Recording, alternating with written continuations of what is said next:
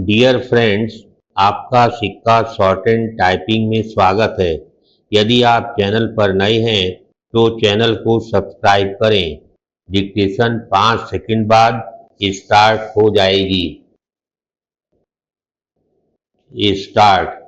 Sir, once the very motion which we are discussing today is an economic one. I would confine myself to the economics of it, knowing that economic problems can be solved only by economic solutions and not by political solutions. We are discussing a national issue which is of vital concern to the people. Prices are a national concern, and as legislators, it should be our duty to place the subject above party politics. I believe prices and tempers should not rise simultaneously, at least on the floor of the House. It can happen in the market where prices and tempers rise together, but when tempers cool down, prices do not follow suit.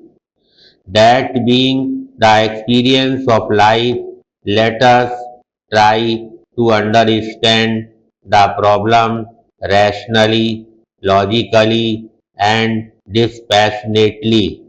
Let me reiterate today that what we are discussing is the current price situation and not the situation as it prevailed during the previous regime.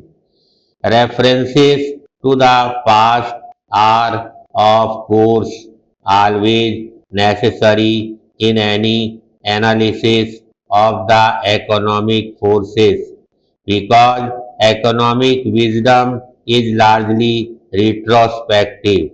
But let us not be bogged down in mutual recrimination because we want this debate to generate more light than heat, and that I hope that is the desire of everyone participating in it. But that has not been the trend so far. When we discuss the trend in the current prices, we have to remember the positive indications.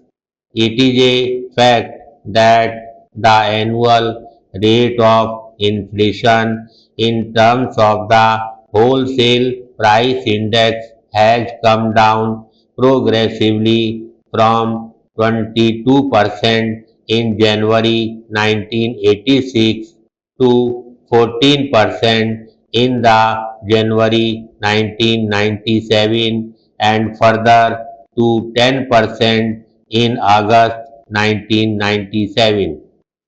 I am afraid I have to give some figures because we have heard distorted figures and I would like to correct the position. In August last year, the wholesale price index had risen by 12% over that of the previous year. But on August this year, it rose only by 6%.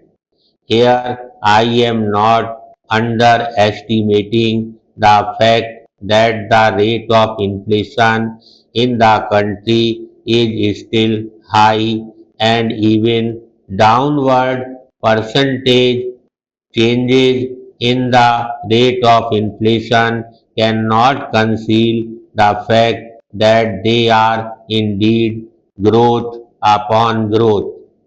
The finance minister said this year that the prices would soon hit a plateau. But hitting a plateau is not enough. Paragraph. We have to ensure that after reaching a plateau, the prices actually slide downhill.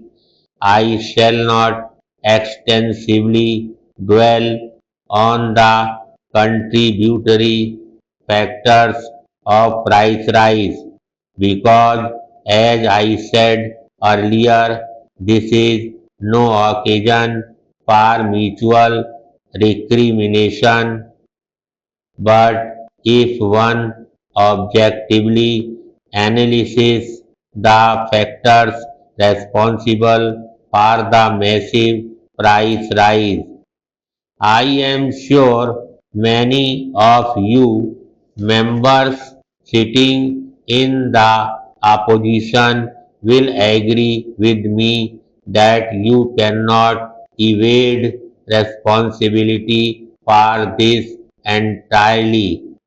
The largest bungling with public finances and the total breakdown in infrastructure has been of the greatest tragedies in our economic life, and the shadow of that is still with us today.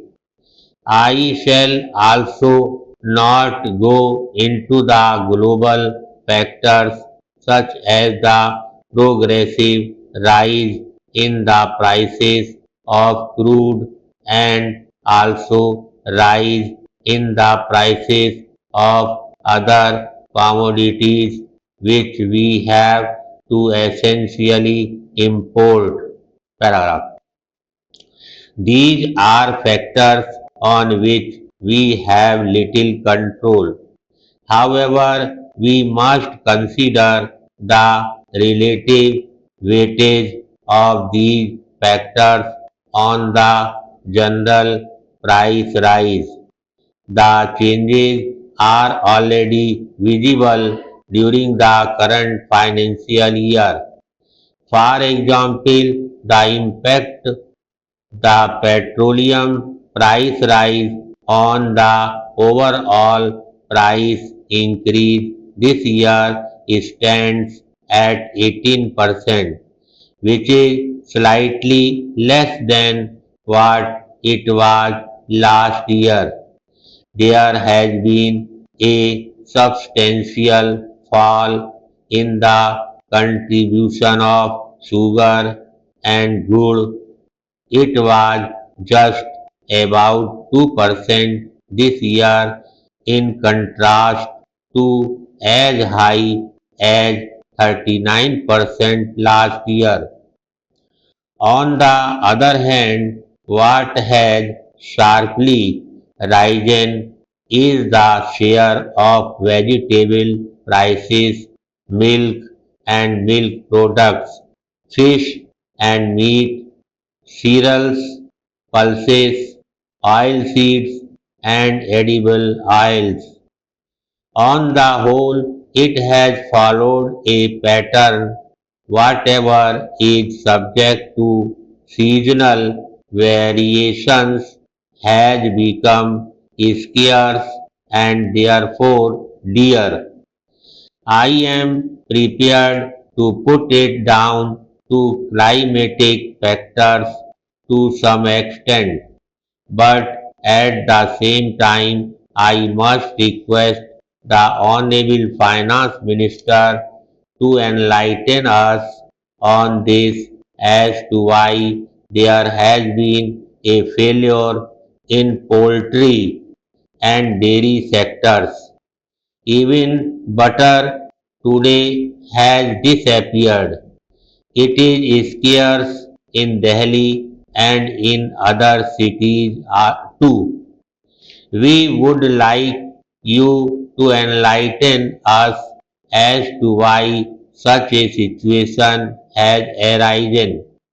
There are other confusing issues. We are told by the Agriculture Ministry that there has been a good sugarcane crop this year? If that has been so, why are we importing 2 lakh tons of sugar this year? We are fortunate that the agriculture minister is sitting here. I would like him to enlighten us on this point. I hope that finance minister will bridge this small information gap. Let me go to the main strategies that are being applied by the government. Thank you.